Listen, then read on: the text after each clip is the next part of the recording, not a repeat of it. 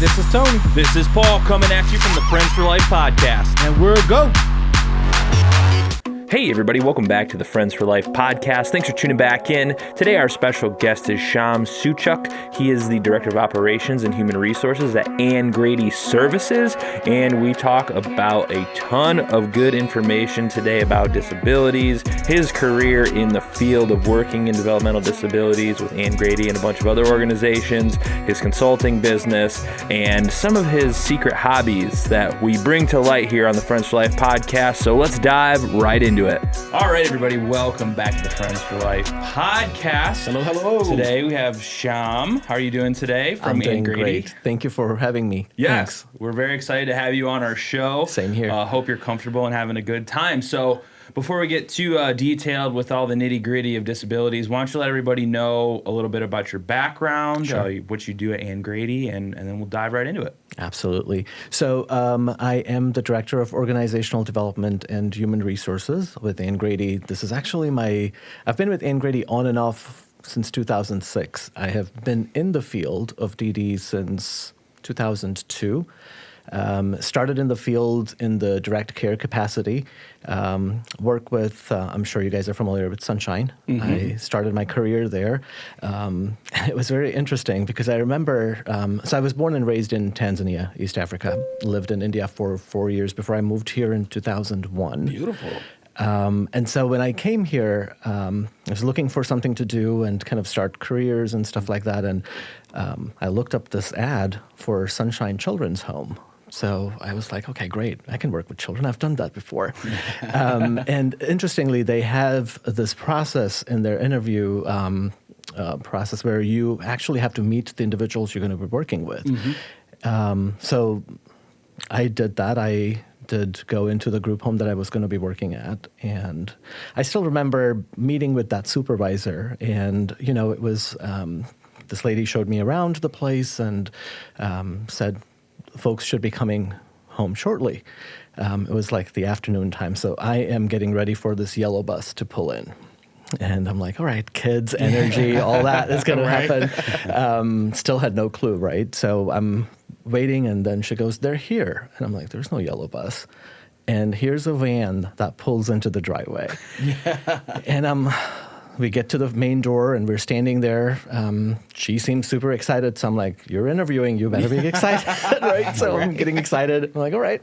And this van pulls in, and I'm like, oh, my God, there's no kids on this van. And these are all... They use the word kids very loosely to you, huh? Absolutely, right. Children's home. I'm like, children. Yeah, got it. I got it. And so we're standing there, the van's in the driveway, and the ramp starts coming down, and wheelchairs are coming off, and I'm looking, and I'm like, all right, this is not what you thought it was going to be, and you know, growing up, I had very limited exposure to people with disabilities, mm-hmm. Which was very interesting because I know that these people are everywhere in our community, right. But back home in Tanzania, it was almost like they were not integrated into the community. Mm-hmm. And so you did not really see a whole lot of people. And so it was interesting. I'm standing there. I'm like, okay, just get through the interview. You don't have to do this. You don't have to take the job. You just be professional, get through the interview. And I remember distinctly this one lady getting off the bus, the van, and she is mouthing. Her hand is completely in her mouth. Mm-hmm. And I'm like, oh, my God, I don't know how this is going to go. And as I'm thinking about things, she is right in front of me, and she grabs a hold of my hand. Oh. Now, I don't know if you guys have ever had an out-of-body experience, but my soul left my body. Yeah. And for that moment, it was just kind of up there looking at me like, yeah, dude, children's, right? Like, okay. And before I could even come back, I find myself following her. She's walking into the home, and my body's just walking with her, right? We stop in front of this door. I distinctly remember it opens up, and there's like a ton of stuffed animals, which was a great distraction. I'm like, oh my God, that's a whole lot of stuffed animals in Gotcha. one room. I've never seen that except for a toy store, right? And as soon as that happens, I'm still looking at that, and she puts her head on my shoulder and says, "Aw." Signed up for the job and have been in the field ever since. Oh my goodness. I still don't know what connected, but something hit. And, I left Anne Grady for a couple of years. I did a little bit of consulting work, and then I worked with ProMedica for a couple of years before I came back when our leadership changed. And, Gotcha. But I'm super happy to be back in the field. It's, Heck yeah. Well, So we're it's- happy to have you. Thank you. Thank you. Very much so. Yeah, I'm sitting here I'm looking like a superstar right now. Right. Wearing, Stealing the show, but that's yeah, all right. Yeah, yeah. He's good at that. Trust I'm me. going to take Right? off the glasses real slow, like. Just let me know where you put them as I walk out, right? We have this new lighting for anybody who's listening and can't see us, but we definitely want you to like check our YouTube channel out and everything. But I am sweating because of this new lighting, and it's so bright. So I want to keep the glasses on. But aside from that, man, how long has Anne Grady been around? So it's interesting. Anne Grady, when it actually started, it was incorporated in 1976. Okay. And it was not called Anne Grady back then. Really? It was called the Desham Center, Wow. DECEM. And the idea behind it was the purpose was going to be to serve 10 counties in the Okay. neighboring areas. Of course, that changed. And then it took a while from being incorporated to when the first individual moved in to the main facility. And so the first individual moved in 1982. Okay. But then in 88 is when our name changed. It was, we had a couple that were the founding members.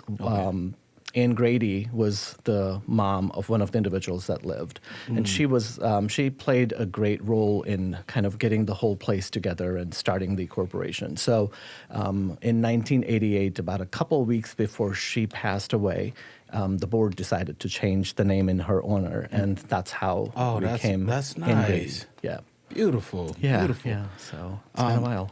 Currently, how many individuals do you guys serve throughout the program? Sure. We have over 300 individuals that we serve in all of our departments. So we have an array of services, residential, of course. So we have the intermediate care facility, Gotcha. which is the main base. And then we have our intermediate care group homes. So we've got 7 of those. Okay. And then we have a supported living department, so where we serve about 50 individuals in that, 2-day programs.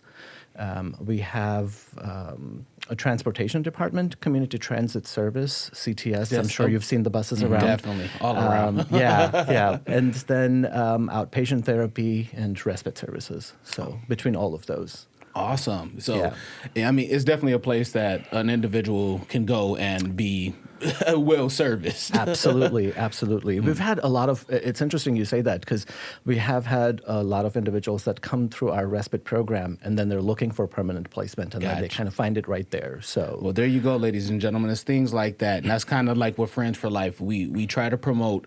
You know, if we help you a little bit, we can help you a lot. But we'll show you. Right, All you have to do right. is just give us a try. absolutely, absolutely. Yeah, so I was checking out your background information on the website and stuff, and a lot of Tony and I talk about with pretty much everybody is how important it is to have individuals out in the community and just to trying to normalize disabilities. That's something we talk about a ton because, like you said, back home in Tanzania, there's nobody, you don't see people, they're out, and I feel like it's kind of the same way here. I mean, you go out to most places, you don't see people with disabilities. If you do, it's kind of rare. There's a guy in a wheelchair here or something like that. But that's something that, especially with COVID, it being very difficult. But what's kind of your mission with, or what do you do to get people out in the community more? Sure. One of the things through our day program, and even just through the idea of community integration, that is such an important aspect of our field in general, and all providers are making an effort in that direction. I think one of the things that we're focused on is building those relationships in the community where people are, because sometimes it's easier to bring people in first so they can have an idea of what it is like to be in our world. Right. And then help them integrate into then their world, right? So helping them understand that this is one world. It's your view of, our world and your world, and we can kind of integrate that. And so we do a lot of volunteer work. We've actually developed a program where people can volunteer their time. We've had a ton of success. Of course, the pandemic kind of put a stop to some of that. Slowed it down quite a bit, I'm sure. But we have people that are volunteering via Zoom to do music sessions with our individuals. We have a lot of places that will encourage us to join them at their restaurants and kind of, events and things like that. So there's a lot of different options and opportunities out there for that sort of thing. Good job, man. You guys are really rocking it. I'm happy to know that individuals can go to more, will have more options during this time. And a lot like what I think a lot of people do in other companies, we are more collaborators in this field once you can get over the mindset of competition, I guess. Right. And you and I, along with a handful of other companies throughout the city, are involved in the ERN, which is the Employee Resource Network, which it's basically us saying, you know what, we care about our employees. And with us caring about them, we're going to make the sacrifice to not only make sure that we make the financial sacrifice to give them the options. Since we're both a part of the ERN, how much do you like it? I mean, on a scale of 1 to 10, give me a number. Yep, I'm putting you on the spot. I know. Hey.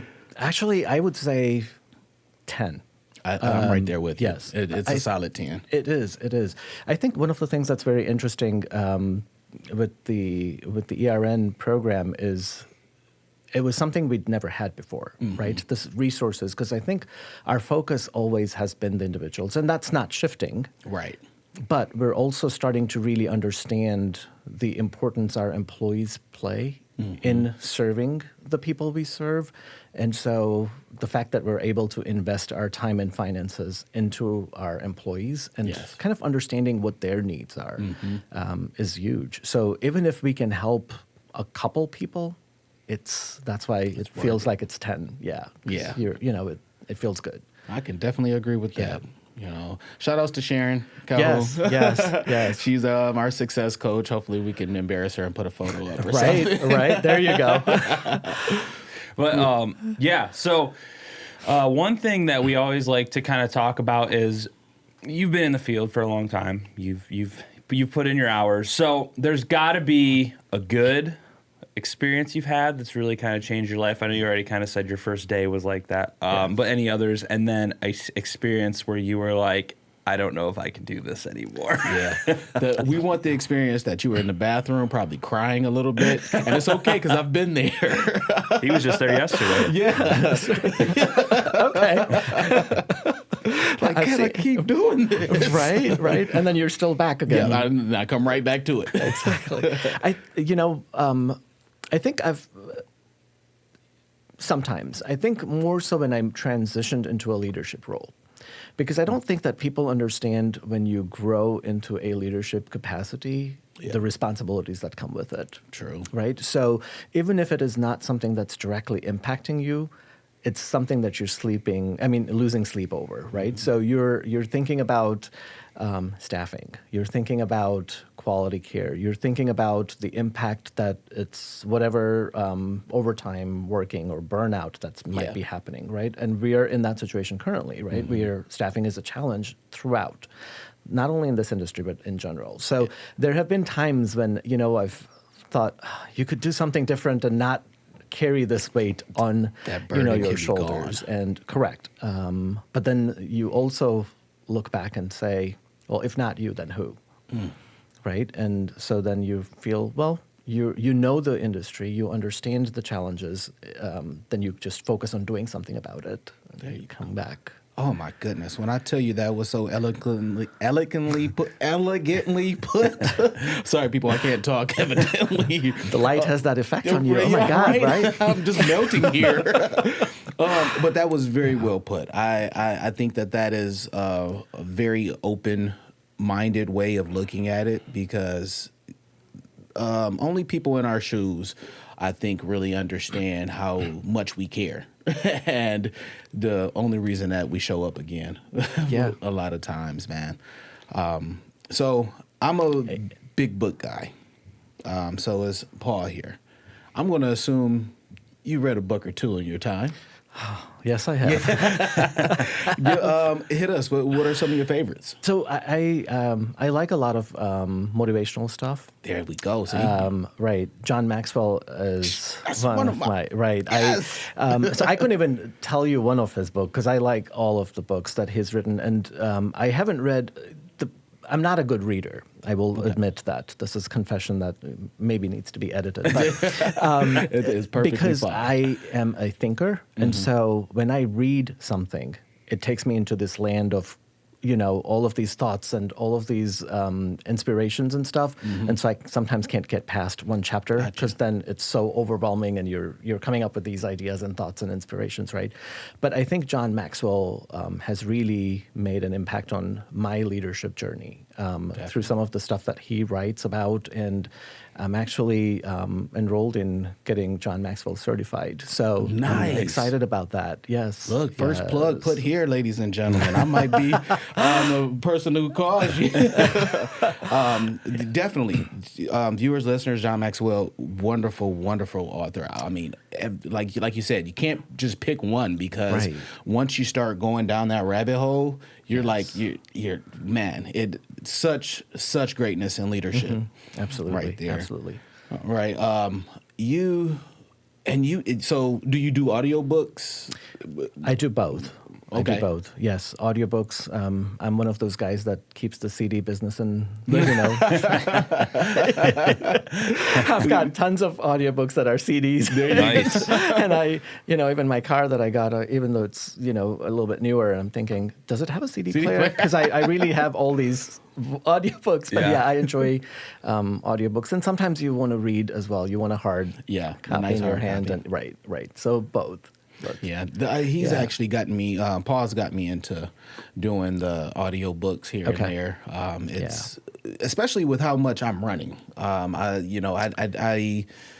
travel at least maybe 150 miles a day at times, because I live in an adjoining county, but I work in several different counties. So, Wow. I'm always in many places. And so it's classical music and audiobooks. yeah, that's pretty cool. Yeah, I'm a huge audiobook fan myself. Yeah. One thing Tony and I just talked about recently, the new mayor's announcement on the Office of Disability in the mayor's office. What are your thoughts on that? That's pretty big news. It is big news. Very exciting, obviously. Very exciting. I mean, it's the timing is interesting also. Definitely. So yes, the timing is very interesting, and it's so. But again, it's all about where this will go. It's of course the intentions seem like they're there, but then we'll see how it plays out. Yeah, that's anything with a big announcement like that. It's kind of what we were thinking too. Like, how's this going to play out? Because Toledo isn't huge. Right. A lot of the cities that have initiatives like this are massive. You're talking Right. like biggest cities in the U.S. Right. So it'll be very interesting to see how that pans out. Very, Yes. very, Yeah. very strange. But yeah, I mean, did you feel like that just came out of the blue, or did you hear about it in the past? Because we kind of just woke up and we're like, Yeah, it made me feel like I wasn't on my game. I feel that a lot in many aspects. So for me, it was just another morning, right? It's like, but no, definitely. I think their initiatives have been talked about in the past, certain things, but I think that this is going to be, again, like I said, it's just one of those things where, yes, it's announced, but now we'll see how it pans out. And yeah. So one of the things that we're always kind of brainstorming about is what are some of the ways that in your experience and opinion going forward, we can make the disabilities field more accepted, visible? I don't know the right wording to use on it, but it seems like it's really an uphill battle at this point because, like we mentioned earlier, it's just so far out of the public opinion and caring about it. Right. What is your thoughts on how to make it more there for people? Right. I think so. I think one of the most important things that we can do is find platforms for people with disabilities to speak. There you go. And connect directly. Because I think it's different if, I am sitting there talking about how a certain thing impacts a person with disabilities. But it's totally different when somebody with a disability that we're kind of talking about talks about that impact. Because you can relate directly to that. You're kind of eliminating that middleman per se. So I'll give you an example. We have an individual that lives in one of our residential settings, and he worked at our day program as well and did not really enjoy what he was doing. And he loves to socialize. I met with him a couple times. We talked and just kind of figured out that he really wants to do more talking to people. Wow. So now he is the Anne Grady ambassador. I'll give him a shout out, Tom Rich. Hey, Tom. Yeah, and so he is somebody that is aspiring to be a public speaker. And he helps us welcome our new team members in orientation as well. So he has a segment in our employee orientation where he directly talks about the impact that their work has on his life and people like him. That is beautiful. So so again, and that has a huge impact. Like we have an 8-hour orientation, but that segment is the most favorite of all of the people because it sticks. It's, people can relate and people can understand and connect. So I think that would be the route to go, is getting more of our people out there, being able to talk, being able to present it, right? We got to get him on. I think so. He would love it. He would love it. That sounds awesome. I'm so because I've had that idea before, and we've actually had individuals come in and speak. Sure. But I saw one of your podcasts. Yes. So we love to have those opportunities for our individuals to advocate for themselves. But I'm glad that it sticks out that way because that's what not only our staff need to see, but the rest of the community. Right. So, absolutely. Yeah. It's interesting you say that because we've in the past talked about, trying to see if he could have his own podcast of sorts and kind of, be able to host people. And because he loves to talk, he loves to interview, he will chat with you, and he's very knowledgeable. And so, so that's something that it's on our bucket list. Right? Awesome. Well, I am also a big believer in entrepreneurship and everything, and I hear that you have a consulting company. Yes. How did you hear about that? I got my right. I got my ways. Okay. So yes, it's just started. I used to do consulting on a very small scale in the past, just projects that would land, and I would kind of work with a couple nonprofits in Michigan area and stuff like that. But I was working with another company for some projects, and it kind of made its way into like a formalized consulting business. So Prime Consultancy LLC it's just established. I haven't really started putting a whole lot of work into it yet, but it's there. And that's good to know. That's I think that people who have a skill set of communication like you, and continued education for yourself like that, consulting businesses are a perfect way to go because it radiates off of you. So congratulations. Well, thank you. I'll give you a hand on that. Thank you. Thanks. So one thing that we've been really, how can you not talk about it, is, it's still ongoing with COVID, and how I know it's over a year ago now, but how did that affect Anne Grady? And did you have to do any like insane pivots? Because I know we had to do some crazy. That's where this came from, basically, is essentially. But yeah. Yeah. I think like all of the people in this industry, we all had to make so many changes and ongoing changes, as things were changing, because it was a new day every day, new challenges and stuff. So I think most important was the focus of safety for the people we serve and our staff. Yes.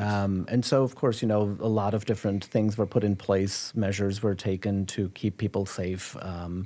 So that was the primary thing. And then also, luckily, staffing was not impacted a lot at that time. I'm not sure how your experience was. It was. We were very shocked. I mean, we had long-term commitment for a year. We didn't have really any staffing problems. That's great. Yeah. Just because I think people were just as scared. Like, I don't want to go anywhere either. Right. This is a place I know. So I think from that perspective, it was similar to a lot of the other organizations or healthcare industries where you had to keep changing things. And luckily now most of our individuals have received their vaccines. That's so.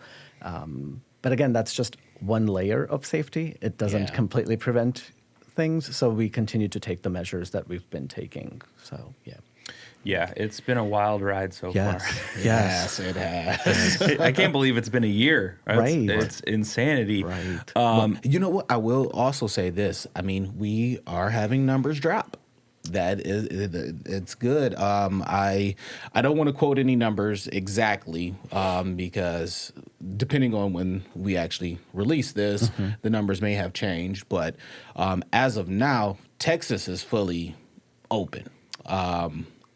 For us to get that way, I think they said we have to be under 50 people in positive to every 1,000 people. Is that right? Okay. Something like that. Numbers, It was in that range. It was in that Okay. something like that, and then we can be closer to being a whole lot more freer.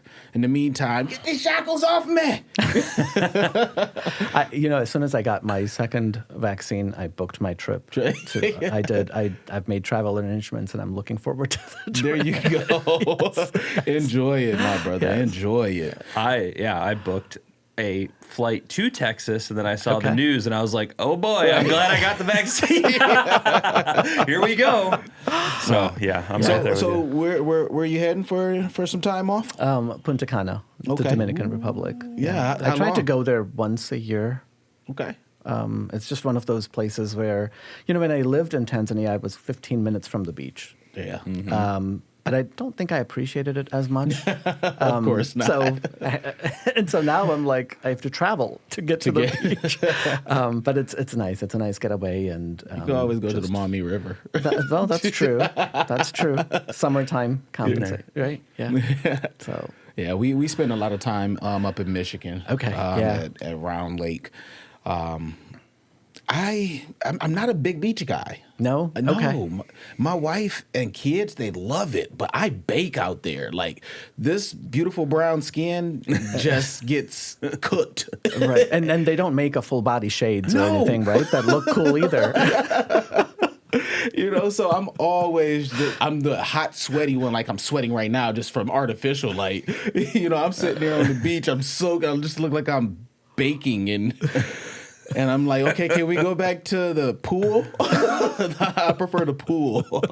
Right. That sounds about right for you. You need to crank the AC up in here. So one thing we like to ask those who kind of work their way up in the field, kind of what did that career? I know you touched on it earlier, but what did that career path look like? You just starting out at an entry level position now to working all the way up to a higher level position. Kind of what was that career path like for you over the years? It was interesting. So once I finished I did direct care all the way through college and stuff. And once I got my bachelor's, I had this opportunity to work with Anne Grady in the supported living department with a position called the Community Programs Coordinator, where you oversee a few caseloads and, there's some direct frontline supervisors reporting up to you. I was in that position for about a year, and I felt like I needed to challenge myself a little bit more, and there didn't seem like a lot of opportunities. It was very interesting. This is another funny story. So the next move happened when I responded to a blind ad in the Blade, which was where this is going. which was for a position at Anne Grady, which I did not know. So I was at Anne Grady applying for an Anne Grady position. I literally have had that happen. Oh my God! It was so. I got a call from my manager at that time. Took me to lunch, and we were just having a lunch meeting, and she goes, so how are things going? And I know you're looking to grow. Did you apply for any positions? I'm like, yeah, I did. I've applied for these couple. And she goes, one of them was here. I'm like, what? What do you mean here? She's like, do you remember a blind ad that you applied for? Yeah, that's a manager position at the center. Wow. How embarrassing is it? And she goes, and there was an internal email that went out about it. You didn't apply then. I'm like, so I'm thinking, no, I do read my emails. I promise I do. That is priceless. Yeah. And I was hired into that position. So then I moved to the main base as the manager, the program manager there. I was there a little over a year.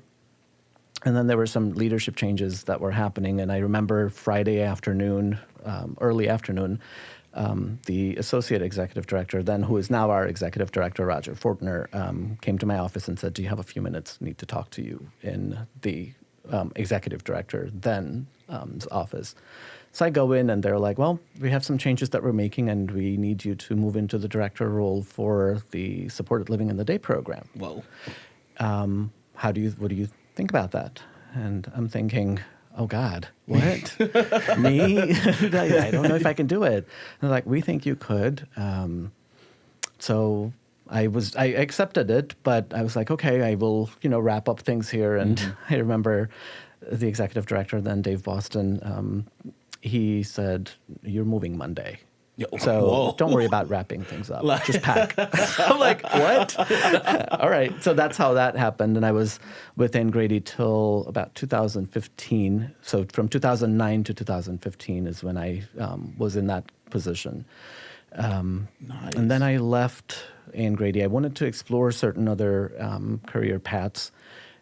So that's when I left and worked in a consulting capacity for about a year. And then took up another position with ProMedica as the director of operations for the urgent cares that you see around. Mm-hmm. So I did that for a couple of years. Well, yeah. And then Roger Fortner became the executive director, and an opportunity came up there again. So, yeah, came back to Anne Grady. Look, man, it's those ebbs and flows of life Right. that I think that it sounds like it puts you right where you should be. Well, I think, yeah, I am very grateful for the opportunities that I've had. Definitely have. Yes. So a lot of the times, we'll talk about how, DSP being sort of an entry-level position it's a little rough because you're working weird hours. You're all over the place working with different people. It's difficult. And, almost every person that we've talked to that's worked their way up in the business has started at that entry-level position. You seem very ambitious, so it's no surprise there. But do you have any advice for maybe DSPs or like a SaaS or somebody in this entry-level position in the field are kind of looking to move up? Kind of what advice do you have for them? Because I know there's a lot of people that do want to move up. They're just kind of like, well, I don't know what to do. Right, Yeah. right. Well, absolutely. I think, it's interesting. I have quite a few conversations with the direct care team members that we have, that current new members that are joining, about what they really want to do. Mm-hmm. Unfortunately, a lot of times I think that people that are coming into an entry-level position don't know what they want to do. They know they want to do more, but that more is not defined, unfortunately. So I think that having additional conversations with people, but I would say looking at different roles around you, right? Because that's how you will know what other people do. So if you're seeing that, so-and-so is a manager and so-and-so is a frontline supervisor, and that would be an interesting role to have, then how do I get there? Right. start asking those questions, and hopefully, you can figure out a path where you could. At Anne Grady, we are really trying to promote our training department and growing the training department. That's one of our goals, is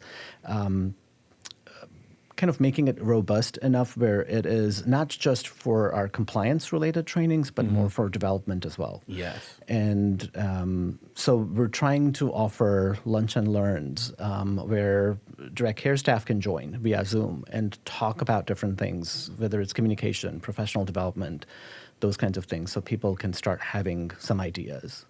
So I would definitely say at least keeping your eyes open to what's around you, because those are the things that you'll be able to kind of move into the next. And it's an easier target to have because it's in front of you. If I could piggyback off that, because that was, great information and very true. One of the things that helped me is just get in there and get dirty and do it for free. If you really want to learn something, look at what other people are doing and say, hey, you mind if I help you do that? Sit back and watch. If anybody came and saw the paperwork that I was doing, and they said, hey, what are you doing? How does that done? Look, this is so I don't get sued. Right. So we don't get sued. So there's still a company. Yes. This is an important piece of paper. Right. The last company I worked at, man, I literally worked in every administrative position in there. I was the head of medical, the head of transportation. I think I took over head of ADS whenever the head of ADS was not there. But interesting. And I did whatever was needed to be done. And I think it was a lot like how you felt, like, hey, no, you're starting this Monday. I was just as nervous, like, oh, crap. Why are there so many zeros after that comma? Right. I have access to that much money on behalf of the company? Right. Ooh, this might be too much for me. Yeah. And the way I've always looked at things now, I think, especially after 25, once my brain started developing a little more permanently, I noticed that it was it was the reactions of the failure that helped create the person that's in front of you today. Absolutely. So true. Because a lot of people say, oh, no, I'm just too scared and walk away. And then I'd rather just jump and skin my knee and then ask, hey, how should I do this? Right. So But let's ask. Tony, that's so interesting because a lot of people don't take that risk, right? I know. And it's hard because I think the fear of the unknown, right? For a lot of people, it's not motivating enough or inspiring enough because it's like, okay, I'll just stay here because I know this and I'm going to stay. I think, from a career perspective, I think the other thing that we as an industry don't do very well is really engage in conversations about what does a career look like. So there is a responsibility not only for the person that wants to grow, but from leadership to create those succession plans, right? You're dropping gems, man. You're dropping gems, I'm telling you. But I think that would be helpful too, because if you're really thinking, like you are ambitious, so you're thinking, I'm creating this, but I want somebody else to do this so I can move on to do something bigger. Yes. Right? And so kind of creating those people, the leaders that can then take over and replace. When I left Anne Grady, I felt very comfortable because I was able to create my own leaders that could replace me. And I said, I'm ready, they are ready, so it will be a smooth transition. Beautiful.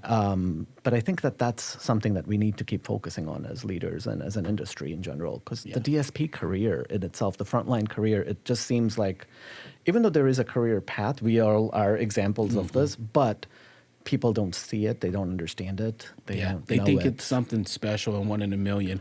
And just to go back to like the beginning of what you of the podcast, when you said you don't really read well, that right there just makes people should understand, like, look, we're normal. We're normal people. We just, our ambitions are stronger in other places. And you can get there because, when it comes to spelling, my 7-year-old asked me how to spell something, and I'm like, oh.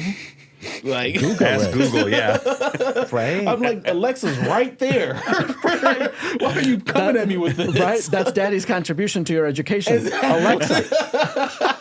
Well, there's a reason we don't have a Friends for Life blog right. because both of us we have would to be out of it. we have to have someone proofread the podcast titles and stuff because I'll be throwing random X's and Y's in there, numbers that don't exist. Let's make sure he gets your name right on the title. I'll give you my card. There we go. All right. Hey, real quick, I want to do something that I'm trying to keep a part of the normal day. It's called Rapid Fire. Oh, God. All right. Oh, God. Yeah. It's a good one. Don't worry. I'm not going to go too hard, but we'll see how you answer. Oh, boy. Oh, boy. All right. First one. Favorite movie? Oh, God. As long as it's not Sleepless in Seattle. That's mine. No. I honestly don't have a favorite movie. Nothing? No. Not even as a kid, anything? No. Again, same reason why I couldn't pick a book. Certain movies have certain impacts, and so it just has this. Most impactful movie? I would say the Titanic. Titanic? Oh, that's a Yes, good one. that had. I don't think that I was able to finish that movie the first time in the theater. I had to leave halfway. It had all kinds of different emotions that came through, so it had. Yeah, And there was always room for Jack. Everyone knows there was room for Jack. Right, right. There's a MythBusters that shows it. They they did the MythBusters to Really? see if they could do it. Go check it out. YouTube. I will have to. Okay, Interesting. favorite food or meal? I am a fan of Asian cuisine, so anything Thai, Chinese, Indian, all of those. There you go. You got a favorite Asian or Thai joint around? Bangkok Kitchen is always good. Okay. They've got good food. Nice. Yeah. I'm gonna say I've been there before. It's probably been a while. Well, I guess it's been a while since I ate out anywhere. I tell you, DoorDash has become a best friend of mine. That and Kroger deliveries, like, Right? man. I knew I was in saved trouble my when life. I actually got a membership for DoorDash. Yeah. I knew that was the end of my world. Like, okay, Like, I'm just you've gonna crossed sit- that line. This is who you are now. Right. DoorDash and Doritos. My life. Last one. Any kind of weird talents? Or Weird talent? Oh, no. But not, I wouldn't say weird talents. For hobby, I do dance. Okay. That's awesome. I've been doing it for a long time. Bollywood, if you guys are familiar. Man, Oh, yes. So I have my own little dance company, dance group. We perform, we do shows. Beautiful. So that's been one of the things that I do. I would not have on thought the side. that. Yeah. I'm definitely. You're gonna have to share. You're gonna have to share. Absolutely. That music's super fast. It too. is You just amazing. cruising? It's amazing. Is that a good workout? I can It imagine. is a good workout. Absolutely. I'm a huge fan of Shark Yes. Tank, and I want to say I seen somebody pitching a workout routine for Based on Bollywood fitness. Yeah. And I mean, if anything, just give me the gear. The clothes look nice. Like I'm Yeah. like, man, those Yeah. look sweet. Because I love the bright colors and the cool stitching and stuff. Yes, it's a lot of fun. Yeah, I've been in. Bollywood has been a very intricate part of life. Of course, Indian by origin. Plus, growing up in Tanzania, it was a smaller community of Indian. Indian community was very dense and kind of a lot of Bollywood, and then of course the Bollywood film industry. So So we've done actually, apart from the pandemic year, every year we perform at the Art Museum at the Peristyle. Oh, nice. For the Great Art Escape. Oh, great, man. Make sure Yeah. you let us know if Whenever once that starts up again. Heck If yeah. it starts up again. I don't Hopefully know what it that's will, gonna be. man. Right. We'll help Right. protest with you. Let's get it going. In Indian gear, right? We're out there. Right. I'll be out there, man. I love that. Hey, we'll be there. But well, thank you so much for coming on and Absolutely. sharing. Thank you for Thank having you. me. This has been fun. Yeah, so Great before pleasure. you roll out, just let everybody know about Anne Grady, where they can find them. I'm sure you guys are on social media and all that stuff. So Yes. So AnneGrady.org is our website. I would say we're on Facebook as well. I wouldn't be able to tell you exactly. Anne Grady Facebook page. Of course, it's our main location is off of Airport Highway on Eber Road. but we're spread out throughout the Toledo metro area with all of our different operations and services. So definitely, if you have not stopped by, reach out. Hopefully, I'll be able to share my contact information and stuff. But if there's anybody that wants to even take a tour, once things die down with the pandemic, we'll be able to arrange for that too. All right. Well, thank you so much. Absolutely. Thank you, guys. Hey, thank you. Have a good one, people. Hey, everybody. Thanks for watching this episode of the Friends for Life podcast here on YouTube. If you can, go down below, hit that subscribe button, help us out with that. Also, if you could, head over to our podcasting platforms such as iTunes or Stitcher and leave us a rating or review. It'll definitely help get some more eyes and ears on the podcast. I want to take a minute to thank Shyam for coming on and sharing a ton of great information and stories from a lifetime in the field of developmental disabilities. Thank you all for watching. We will see you next time.